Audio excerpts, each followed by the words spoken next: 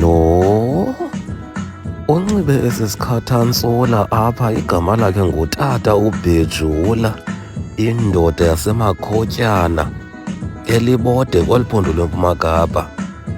Utata uBhejula, nangona kungathiwa nje abantu abangootata bamilile, kodwa umilile lo tata. Enxiba esi sikhathantsola nje nale crop top, yinto yokuba ufuna ubonisa abantu abangoosisi ukuba xa uyindoda okanye ungumntu ongusisi sukuba namadolo ade arhoxoze, uthi ziintloni ezo. Uthi yiba nomfaneleko ukuba unxibe ushoti ubonakale ukuba ufanelekile, ithanga nomlenze okanye isitho zingade zilingane. Efundisa abafana bakhulayo ukuba umntu anganxibi ushoti noncandweni. Uthi ninganxibi ushoti noncandweni 1, ninganxibi ushoti noncandweni 2, ninganxibi ushoti noncandweni 3, ninganxibi ushoti noncandweni 4, ninganxibi ushoti noncandweni 5. Uthi lisisikizi elo.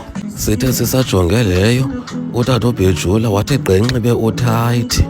Sathi yeyi, akasemhle utata uBhejula nale denim jacket. Tata uBhejula, sicela usithathe through your outfit. Watata uBhejula akazukwazi yena, masiride between the lines. Xa ndimjongayo utata uBhejula, tata uBhejula yiyo le uyibeka apha esibhonweni.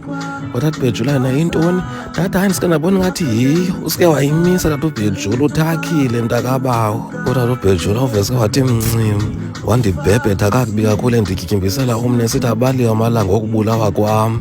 Emveni kokuba ndimbuzile ukuba yimpahla yasebukhweni nale imileyo phaa, ngoba bendifuna ukuandastenda ukuba kutheni ade aziminxe. Ndathi ayakwazi uphefumla utata uBhejula, kaloku kuthiwa ube nayo nokuphefumla, kwatsha kwacima awuminxisekanga. Utata uBhejula kangandiphenduli, uveske wandijonga nje laa tata lowana, wazama undiphekuza ngebhunguza. Kodwa iintombi zalapha eMakhotyana eLibode zithe phithi ngulo tata lona. Bathi yeyi, utata uBhejula unomfaneleko mani, nangona nje ilixhego leminyaka engama-60 lisidla amazimba. Ndathi xa ndimbona le shethi yakhe ndathi awuzaminxasela tata uBhejula, akwazi uphefumla. Ubungathimla ngaqhawuka loo maqhosha lawo tata uBhejula.